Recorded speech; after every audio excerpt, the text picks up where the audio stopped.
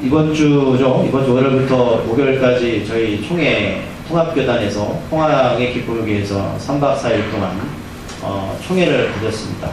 늘상 하는 일입니다. 저희 교단에서 1년 동안 그 노회의 총대들이 모여서 같이 회의를 하고 우리 교단이 어떻게 갈까 이렇게 회의하고 그런 것들을 결의하는 시간들입니다. 거기에 참여하는 분들은 다 저희 노회, 충청노회 한 300명 가까운 장로님들 또 목사님들의 대표가 저희 한 20명 정도가 가졌습니다. 대부분 가시는 분들이 교회 규모도 있고 또 연륜도 있고 또 경험 많은 선배 목사님들 많이 가게 됩니다. 그래서 기대가 컸죠. 특별히 이번에 저희 총회 교단에서는 N교회 문제가 대두가 되었습니다. 총회헌법에서 그것이 아니라고 결정이 나왔고 총회에 다시 한번 그 부분에서 확실하게 인증이 되는 절차를 가지게 되었는데 제가 이번 한 주간 동안 계속 우려했던 것은 바로 그 문제가 우리가 생각과는 다르게 흘러갔다는 것입니다. 어제 그 서초동에 여러분 혹시 영상 보셨나요? 유튜브에 한 2시간 동안 계속 봤는데 검찰개혁 문제로 한 200만 명 가까이 모인 실시간 유튜브에 방송이 되었습니다. 어떤 목사님 글을 올렸습니다. 세상은 잘못된 것에 대해서 이렇게 개혁하고 수많은 사람들이 모여서 소리를 지르는데 통합교단 죽었다라는 글을 올린 걸 보았습니다. 제가 교단을 잘못 선택한 것일까요? 여러분들이 교회를 잘못 선택한 겁니까?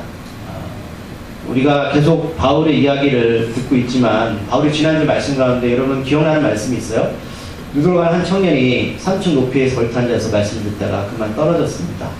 많은 사람들이 웅성거렸죠. 왜냐면 그 밤새도록 말씀을 나누었고 그렇게 깊은 말씀 가운데 들어갔는데 갑자기 퉁하는 소리가 들려서 사람들이 보니 바닥에 한 청년이 이렇게 엎어져 죽어 있었습니다. 어떻게 된 거냐? 수많은 사람 입술로 왜 하필이면 그곳에 앉아 있었어? 왜 졸았어? 이렇게 가까이 모양을 이야기했을 때 바울은 그 모인 사람들에게 조용히 하라고 말을 하면서 이런 한마디를 던집니다. 기억나십니까? 떠들지 말라. 생명이 그에게 있다라는 겁니다. 여러분 저는 여러분들에게 정치적인 부분이나 사회적 부분에서 전혀 이야기하고 싶은 마음도 없고 그럴 용기도 없습니다. 왜냐하면 저는 참 소심한 사람이기 때문입니다. 저는 그렇게 서울로 가서 200만 명이 모인 그 자리에 있었던 사람도 아니고 또 잘못된 것을 과감하게 많은 사람들 앞에서 잘못되었다고 정의를 외치는 사람도 아닙니다. 그런데 분명히 여러분 하나님 손에 있으면 잊지 마십시오. 아무리 사람들이 자기의 어떤 생각을 가지고 아닌 것을 정말로 정의처럼 외칠지라도 그것이 아니라면 하나님께서 반드시 바로 잡으실 것입니다. 사람들이 여러분 신앙생활하면서 가장 크게 놓치는 것이 뭔지 아세요? 생명에 대한 가치를 모르고 산다는 사실입니다. 그럼 목숨보다 귀한 게 있습니까? 예수님께서 그 말씀을 하셨거든요. 오늘 우리가 말씀을 오늘도 본문 나눌 텐데 저는 오늘 본문을 준비하면 참 하나님께 감사하다라는 생각이 들었습니다. 왜냐하면 주님께서 오늘 분명히 바울을 통해서 우리들에게 어떤 길로 가야 될지를 분명하게 말씀하고 계시기 때문입니다. 많은 사람들이 수십 년을 교회 다니고 성경을 안다고 하지만 과연 우리가 하나님을 얼마나 알고 있을까라는 겁니다. 우리가 정말 하나님의 길을 얼마나 찾고 있을까라는 겁니다. 교회가 크고 많은 사람들이 모이면 그것이 무엇인가 된 것처럼 소리를 높이는 사람들을 바라보면서 세상 이치도 마찬가지겠지만 여러분들 절대로 진리가 있는 자리는 사람이 모이지 않습니다. 제가 얼마 전에 카톡으로 데이빗 윌키스 목사님의 영상을 띄워드린 적이 있을 것입니다. 그분이 그런 말씀하셨죠. 하나님의 말씀이 진리가 선포된 교회수로 자리가 빌 것이다. 그럼 그렇다고 우리 교회가 그런 교회라고 말씀드리고 싶지는 않습니다. 그것 또한 변명에 불과하죠. 부흥된 이 시대에 교회가 부흥되지 않는다는 것도 여러분 잘못된 길이라고 생각을 합니다. 하지만 중요한 것은 세상에 어떤 것도 여러분 죽음을 이길 수 없다는 사실이고요. 분명하게 우리가 진정 바라는 삶의 목표가 죽음에 대한 해답만 갖고 있다면 여러분들은 분명한 진리를 쫓고 계신 분입니다. 그 길이 바로 예수님한테 있다는 사실 잊지 마시기 바랍니다. 오늘 본문에 보면 드로아에서 우리가 지난주 드로아에서 밤새도록 주일날 이렇게 말씀을 바울이 전했잖아요. 또 한 가지 특별한 교회의 역사는 전에는 토요일날 회당에 모여서 예배를 드리는데 최초로 예수님이 부활하신 주일에 그 부활절날 모였다는 사실입니다. 그래서 우리가 왜 토요일날 모이지 않고 주일에 모이냐면 바로 예수님이 부활하신 날이 금요일날 돌아가신 부활하신 날이 바로 일요일 주일이기 때문입니다. 그래서 먼저 그 주님의 동역자들 아소로 가게 됩니다. 왜 아소로 가냐면 본문에 보면 들어와 있던 바울을 데려오기 위해서 아소로 먼저 가서 배를 타고 갑니다. 그런데 오늘 제자들의 동역자들과 생각은 다르게 오늘 성경 말씀에 보면 바울은 배를 타고 아소로 가지 않습니다. 어떤 결정을 내리냐면 13절 후반절에 보면 바울은 걸어서 아소로 가기로 결정을 합니다. 드로아에서 아소까지 거리는 32km 정도 됩니다. 그렇게 긴 거리는 아니죠. 근데 여러분 성경을 항상 이렇게 의문점을 가지고 보셔야 되는 게 뭐냐면 근데 왜 오늘 바울은 동행들이 배를 타고 오늘 도에서 아소로 가면 편할 거 아닙니까? 근데 걸어가기로 용도로 가기로 결정했다는 것이죠. 이유가 무엇일까? 오늘 성경 기록되어 있지 않습니다. 근데 추측할 수 있는 것은 뭐냐면 여러분 생각해 보세요. 지금까지 바울이 수많은 역경과 고난을 당하고 있었습니다. 복음을 전함에도 불구하고 수많은 악의 무리들이 바울을 죽이려고 했습니다. 근데 이때 계절이 봄 계절입니다. 날씨가 참 좋은 계절이죠. 근데 바울은 동행들과 같이 배를 타고 가지 않기로 하고 32km 되는 거리를 홀로 걸어가기로 작정했다는 사실입니다. 여러분들이 바울이랑 왜 이런 선택을 했다고 생각하십니까? 맞아요. 여러분 성경을 보는 게 중요한 거예요. 여러분 바울이 지금까지 많은 사람들 같이 지냈고 많은 사람들의 공격을 당했습니다. 분주한 가운데 복음을 전했고 정말 바쁘게 지금까지 달려왔습니다. 그런데 여러분 그 마음 속에 어떤 마음이 있었을까요? 상처도 있었고 기쁨도 있었을 것입니다.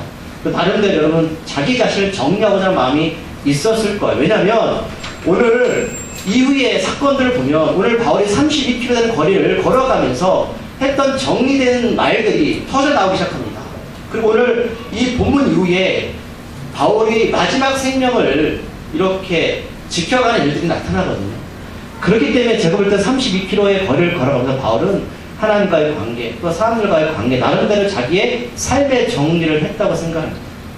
이런 시간을 가지는 것, 여러분 저는 행복한 시간을 생각합니다. 여러분들 바쁘고 힘들지만 때문에 이렇게 하나님과의 긴밀한 조용한 시간을 가지는 시간을 여러분 좀 필요로 합니다. 왜냐하면 내 신앙이 아니라 자꾸만 교회의 신앙, 옆에 있는 사람의 신앙, 내가 무엇인가 하나님 앞에 열심히 했다고 하지만 내가 한 번쯤 뒤돌아보면서 난 어떤 길을 걸어왔까? 앞으로 어떤 길을 가야 될지 여러분 스스로 한번 좀 점검해 볼 필요가 있다라는 사실이에요. 이런 시간이 없으면 우리가 한 긴밀한 관계를 맺을 수가 없습니다.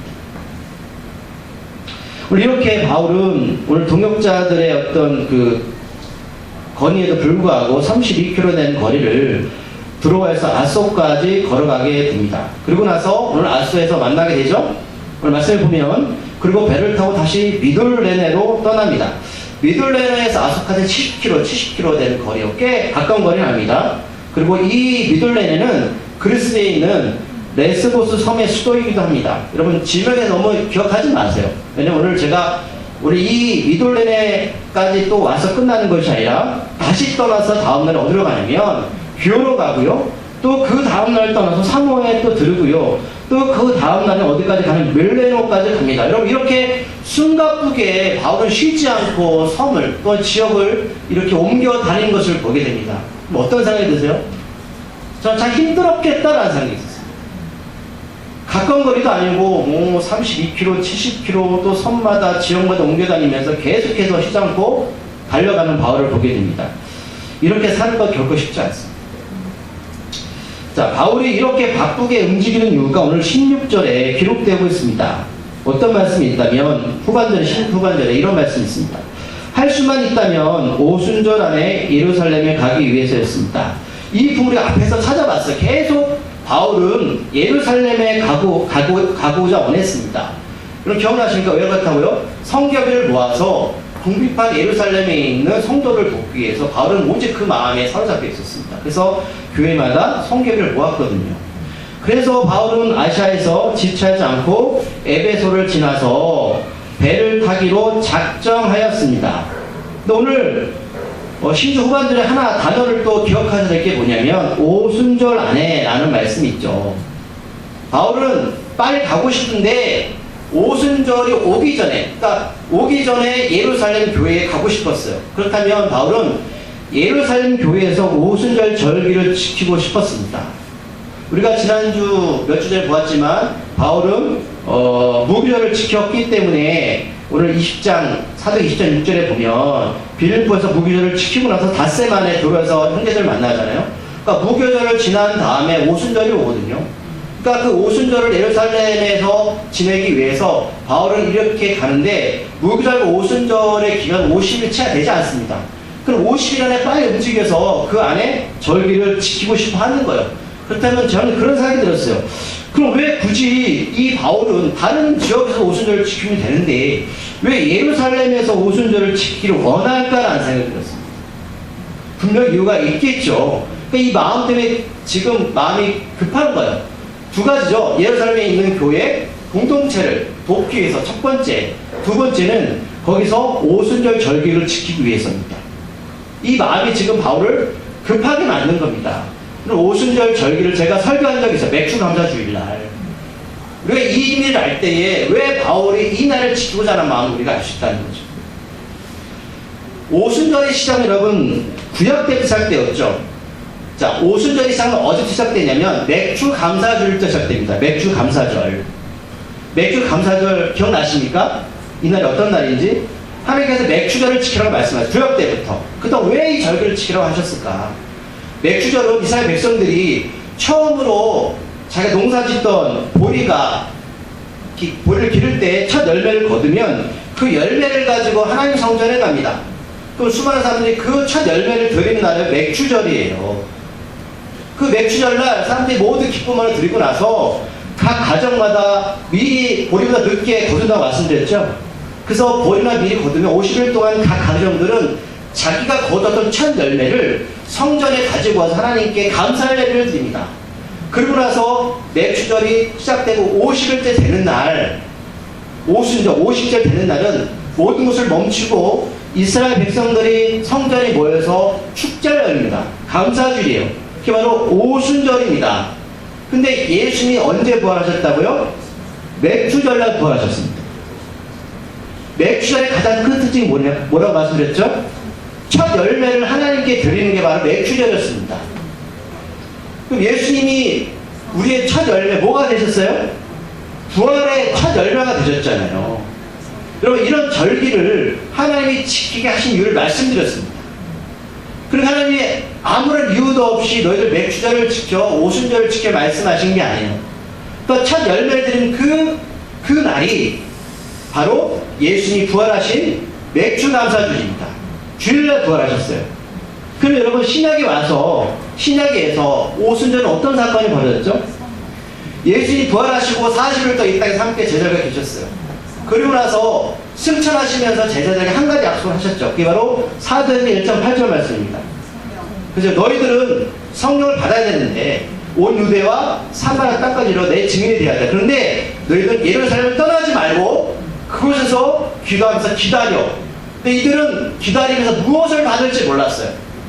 그런데 오순절날 성령 역사하면서 방언이 터져나오고 예언하기 시작했습니다. 방언의 큰 특징이 뭐라고요? 언어가 하나가 되는 거예요. 오순절날은 각 지역에 흩어진 외국에 있는 유대인들이 모이잖아요. 그들이 각 나라의 말로 복음을 듣기 시작했습니다. 성령을 받으니 그 듣는 소리가 복음이었다는 거예요. 근데 말하는 사람이 각기 언어를 한 게 아니죠. 그 말이 어떤 말인지 모르겠지만 듣는 사람은 각 나라 말로 들렸습니다. 언어가 하나가 되었어요. 창세기 때 바벨론의 언어가 흩어졌던 사건이 오순절날 사건을 통해서 언어가 하나가 되고 이제 그들은 각 지역으로 가서 각 나라 말로 어떻게 해요? 복음을 전하게 된 것입니다. 그게 바로 예루살렘의 성령 사건입니다. 이게 바로 성령 강림절입니다. 오순절.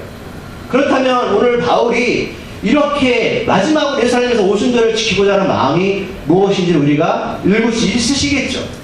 성령 강림의 그 날을 하나님께서 창세 때부터 예배해 주셨던 그 날을 지키기 위해서 바울은 바로 예루살렘에 가고자 했다는 것입니다. 그러니까 우리가 여러분 성경의 단순히 성경을 보면서 바울이 오순절 지켰네? 여러분 이게 아니라 바울은 이런 깊은 마음과 하나님의 모든 성경의 통찰력을 가지고 오순절을 지키고자 했다는 거예요. 그렇다면 우리가 또 하나 여기서 읽을 수 있는 것은 바울이 이렇게 예루살렘에 가고자 했던 건 바로 생명의 소중함입니다. 하나님 우리에게 성령 주신 목적이 뭐냐는 거예요.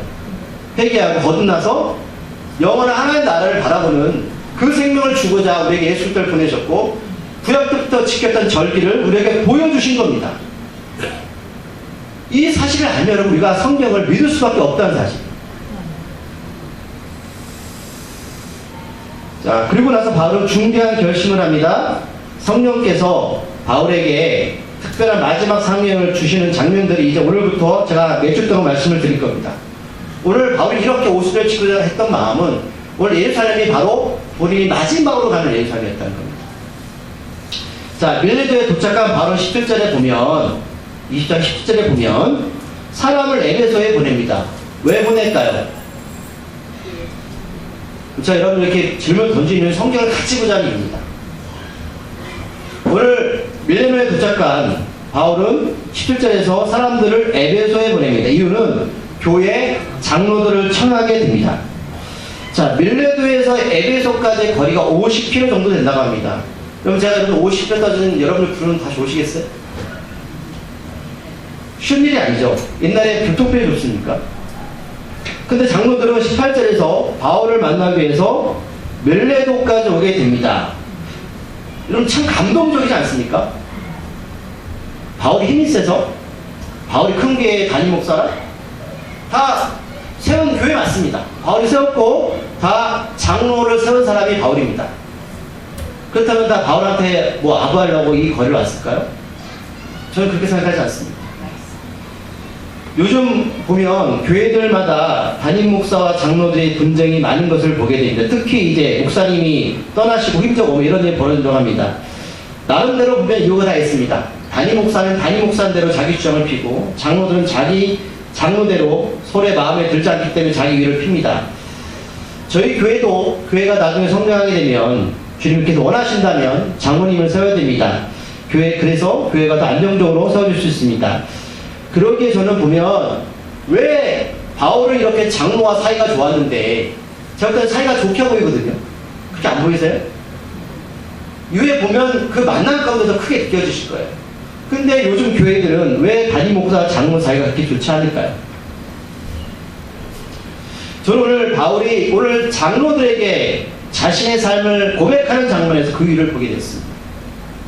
어떻게 보면 모르겠어요. 저는 누가 옳고 잘함과 뭐 잘못이 아니라 여러분 우리가 이 바울의 고백을 듣는 우리가 모두가 이 안에서 하나님의 뜻을 발견할 필요가 있다는 사실이죠. 만약 우리가 나중에 교회가 성장한 장로님이 우리가 뽑게 된다. 여러분 장로님들은 이 말씀을 다 외워야 될 것 같아요. 자, 18절부터 보면 바울은 고백합니다. 여러분은 내가 아시아에서 발을 들여놓은 첫날부터 그 모든 시간을 여러분과 함께 어떻게 있었는지 압니다. 이게 무슨 내용이냐면 바울은 에베소에서 3년 동안 가르치죠. 그 내용을 말하는 거예요. 3년 동안 내가 여러분들과 함께 있으면서 가르치고 양육했고 내가 어떻게 살았는지 여러분들 아실 겁니다. 요즘 목사들은 담임 목사들은 신비주의로 살아야 된다고 합니다. 성도들에게 다 보여주면 어려우니까 무엇이 있는 것처럼 신비하게 거리를 두고 살아가야 된다고 합니다. 아멘이세요? 교회 규모가 크면 클수록 더합니다. 목사님을 만나려고 하면 비서도 있어야 되고 비서도 거쳐야 되고 이런 일들이 있습니다. 유행어 가사처럼 가까이 하기에는 너무 먼 당신들이 바로 목사들입니다. 그런데 바울은 에베소에서 교회 공동체 일원들과 모든 시간을 함께하는 것 같습니다. 그럼 함께했다는 표현 이해하세요? 어떤 표현이에요? 예술처럼 하신 거예요. 3년 동안 같이 자고 먹고. 여러분 우리가 알지만 왜 부부끼리 왜 싸우는지 아세요? 신혼 때 좋죠.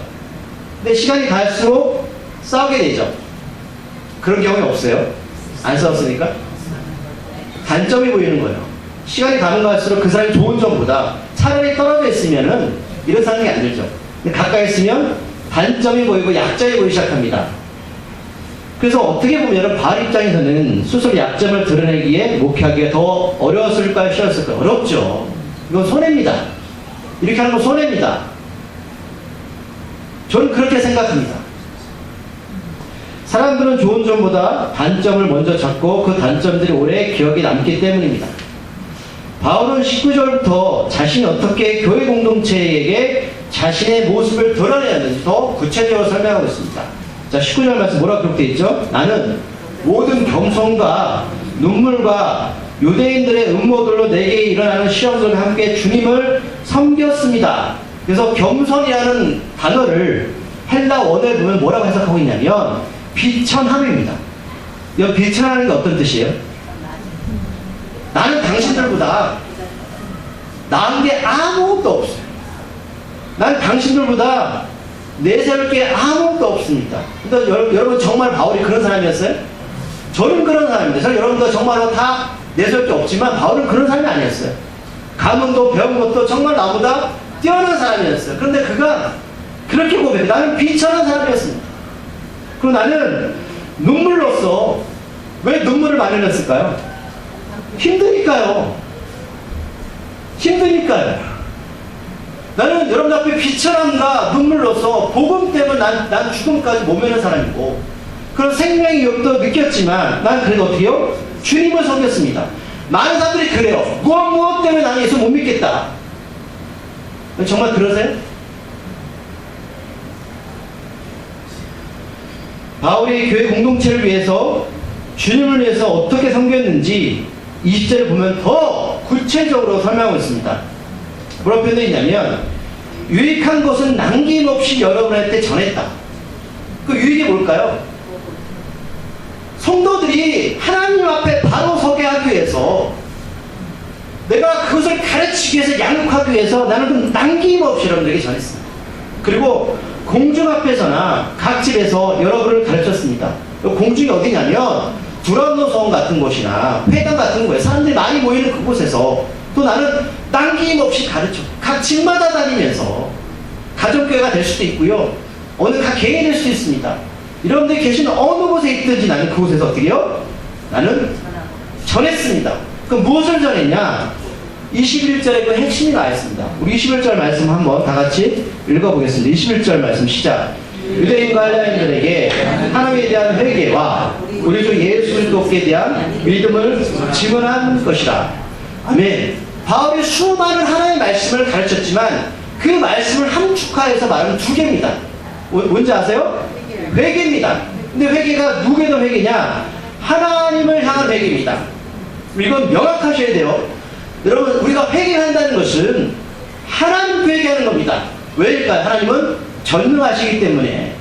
여러분, 신께 거짓말할 수 있습니까? 하나님께 대한 회개와 그 다음에 또 뭐냐면 예수님에 대한 믿음. 그 믿음이 뭐냐? 회개를 통한 구원의 길. 그 길을 나는 여러분들에게 이게 바로 믿음입니다. 그 길을 어떻게 해요? 증언하였다. 증언은 내가 체험하지 않는 건 증언이 될 수가 없습니다. 헬라 원어에 보면 어떤 것들을 그 사람이 실로 경험했을 때에 목숨까지 바친 것이 바로 증언이라고 해석하고 있어요.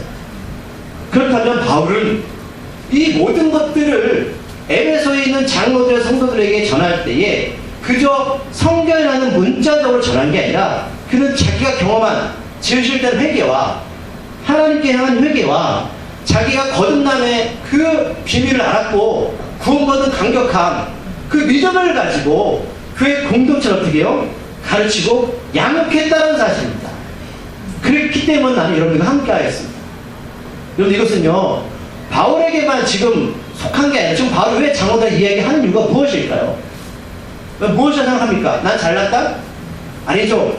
나는 이제 여러분들과 함께 할 수 없습니다. 이 뜻 아니겠어요? 앞으로? 그렇다면 이것을 말하는 이유가 무엇일까요? 이제 당신들이 아시아 지역 교회로 돌아가서 내가 당신들에게 했던 일들을 동일하게 똑같이 배운 대로 행해야 됩니다. 이거 아니겠습니까? 그렇죠. 그런데 이것은 바울이 처음 말하는 것이 아니에요. 예수님이 제자에게 하신 말씀이었습니다. 말씀을 지켜 행하게 만들어가는 것. 그렇다면 우리 이 말씀 여러분 목회자인 저에게만 하시는 말씀이 아니라는 사실입니다. 하나님께서 여러분들에게 질문을 던지시는 거예요. 나의 사랑하는 자녀들아 너는 나에 대한 회개와 나의 아들 예수 그리스도에 대한 믿음이 확신이 그 증거가 증언된 삶을 살고 있느냐? 이것을 지금 우리에게 어떻게 해요? 원하고 계신 거예요 여러분. 이 자신감은 어디서 나왔냐면 22절에서 나온 것임을 알 수 있습니다. 바울은 단순한 자만이 아니라 뭐라고 말씀하고 있어요? 보라, 이제 나는 성령에 매여 산 사람이다라는 거예요. 성령에 매여 있다. 바울은 다메섹에서 예수를 만난 이후에 성령의 인도를 받아 지금까지 달려온 사람입니다. 우리가 때로는 살다 보면 기복적으로 신앙이 떨어질 수도 있고 올라갈 수도 있어요. 하지만 성령에 매인 사람들 여러분 절대로 예수를 버리지 않습니다. 성령에 매인 사람, 이게 바로 바울이었어. 이것을 지금 장로들한테 권면하고 있는 거예요. 지금까지 수많은 유대인들이 공격에도 버텨왔지만 이제는 하나님의 때가 왔음을 바울은 직감했습니다. 그래서 22절 후반절에 보면 뭐라고 기록하고 있어요? 성령에 매여있지만 예루살렘으로 가는데 거기서 무슨 일을 당하는지 나는 알지 못한다. 우리 사람이요, 불구덩이 있는 것을 알면서 가는 사람 아무도 없어요. 하지만 분명히 바울은 장로들한테 고백하고 나는 성령에 매인 사람이다. 그렇다면 본인이 예루살렘 가는 것은 바울의 생각이 아닙니다. 하나님께서 지금 바울을 예루살렘에 보내시는 거예요. 성령에 매인 사람 여러분, 그 길이 좁은 길, 십자가 길일지라도 그 길을 달려갑니다. 자, 23절에 보면 어떤 일이 벌어지고 있는지 나와 있어요. 23절 말씀 읽어보겠습니다. 시작.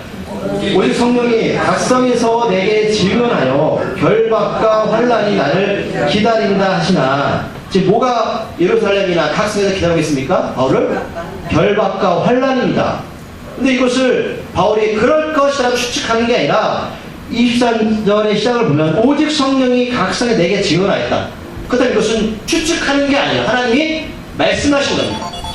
바울한테 직접 오직 성령께서, 자, 사도행 1장 8절도 동일한 말씀이 있죠. 오직 성령이 너에게 임하시면, 그렇죠? 오늘도 사도 바울은 동일한 말을 내던지는 거예요. 이것은 바울의 뜻과 생각이 아니라 성령이 매인 바울한테 하나님께서 말씀하셨습니다. 너는 예루살렘에 갈 텐데 각성마다 결박과 환난이 너를 기다릴 거야. 그래서 그는 내가 어떤 일이 벌어질지 그는 알고 있었어요. 짐작하고 있었습니다. 그 오늘 24절 말씀이 우리에게 담대하게 다가오는 겁니다. 24절 말씀을 다 같이 읽어볼까요? 시작.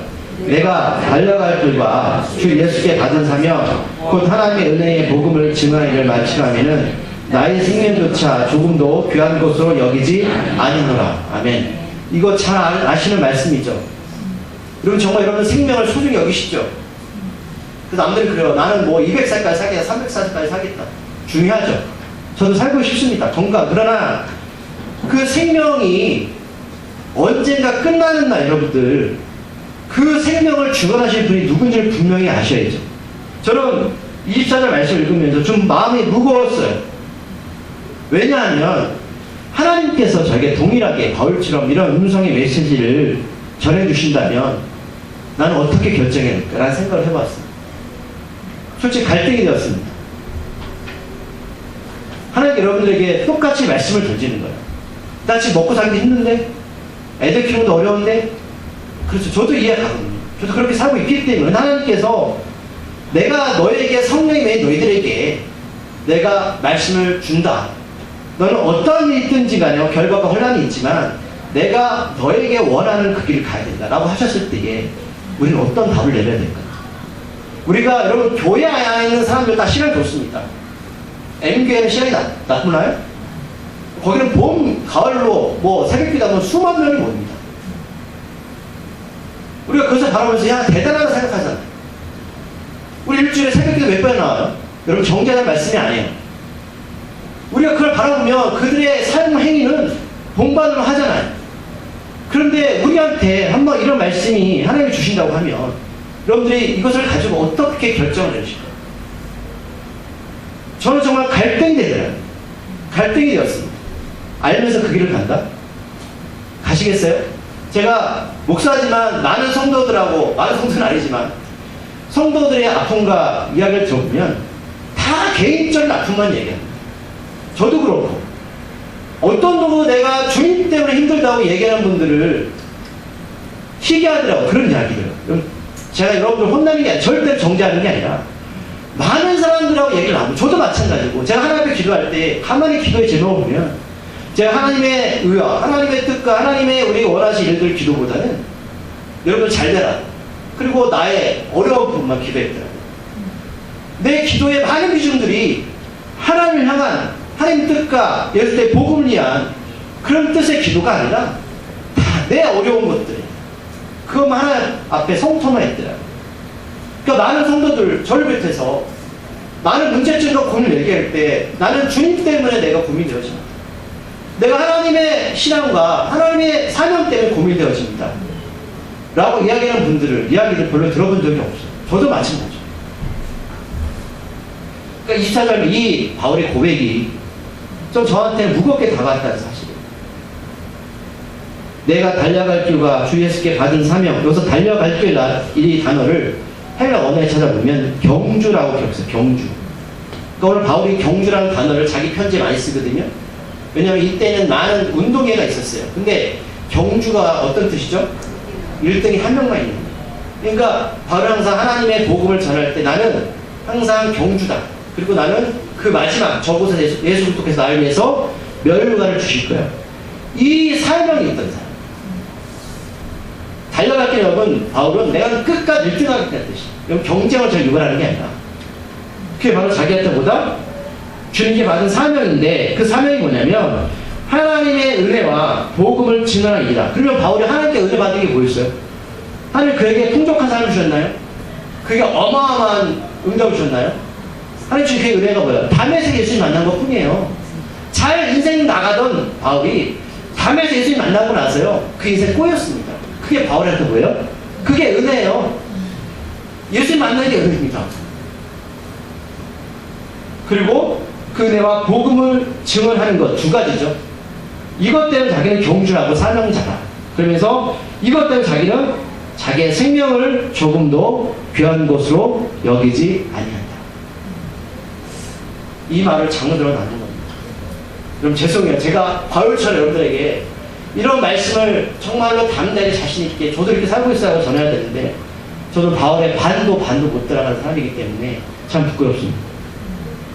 오늘 24절 후반절에서 은혜의 복음을 증언한 일을 마치려 한다. 이것을 원해 보면 이렇게 해석하고 있어요. 복음의 증인으로서 완전하게 하는 겁니다. 그러니까 바울은 예수님의 복음을 전하는 것에 대해서 완전하고 싶었어요. 그 자체로 자기 삶을 통해서 완전하게 드러나고 싶어 했어요. 이 복음이 완전하게 사람들에게 전해진다면 자신의 목숨이 귀하다는 말을 한마디도 하지 않을 것입니다. 라고 고백합니다. 그럼 복음의 생명보다 더 귀하세요? 그럼 이게 공감이 되시나요? 좀 100% 공감이 잘 안 돼요. 우리가 인생 사람은 뭐가 가장 귀하세요? 생명은 누구나 소중하게 생각합니다. 어쩌면 우리들이 사는 이유도 이 생명을 지키고자 또는 생명에 무엇인가 도움을 주고자 살아갑니다. 그런데 바울은 복음의 사명을 위한다면 하나밖에 없는 생명이 권리로 내세우지 않습니다. 그런데 많은 사람들이 많은 교회들이 생명을 둘째치고라도요 아무것도 아닌 것 때문에 생명과 그거를 버리더라고요. 이제 말씀을 정리하겠습니다. 오늘 말씀 제목처럼 여러분 생명은 누구의 손에 있습니까? 하나님의 손에 있습니다. 이것만 기억하고 가십시오. 생명은 하나님의 손에 있습니다. 생명보다 귀한 것이 있다면 우리는 그 길을 가면 되는 거예요. 우리의 선택입니다. 하지만 여러분들이 저와 비롯 여러분들이 생명이 무엇보다도 중요한 가치가 있다고 생각하시면 여러분 그 길을 가셔야 됩니다. 그리고 오늘 바울은 몇 시간 나올 건데 장로들한테 이제 그 길을 부탁합니다. 여러분 앞으로 저뿐만 아니라 여러분들이 그 길을 감당하셔야 됩니다. 하셔야 됩니다. 이거는 바울한테만 국한된 말씀이 아닙니다. 부대의 생명을 소중히 여기시고 생명을 지켜가는 하나님의 귀한 자녀들이 되기를 소망합니다. 기도하시겠습니다. 하나님, 우리가 이 땅에 살아가면서 많은 사람들이 다른대로 어떤 뜻을 쫓아가고 어떤 생각들을 품고 살아갑니다. 그런데 과연 우리도 그렇고 저도 그렇고 그것이 생명보다 귀한지 다시 한번 생각하는 우리가 되기를 소망합니다. 우리가 이 땅에 살아간 모든 것들, 삶이 필요한 것들에 쫓고 있고 살아가지만 결국 이 생명이 끝나버리면 그것은 아무것도 아닌데 우리가 목숨보다 더 귀한 것이 있다면 그것을 쫓게 하시고, 만약 목숨이 더 귀하다고 생각한다면 우리가 함께 그 길을 가기를 소망합니다. 아버지, 우리에게 그 믿음과 은혜를 허락하여 주시옵소서. 예수님의 이름으로 기도드립니다.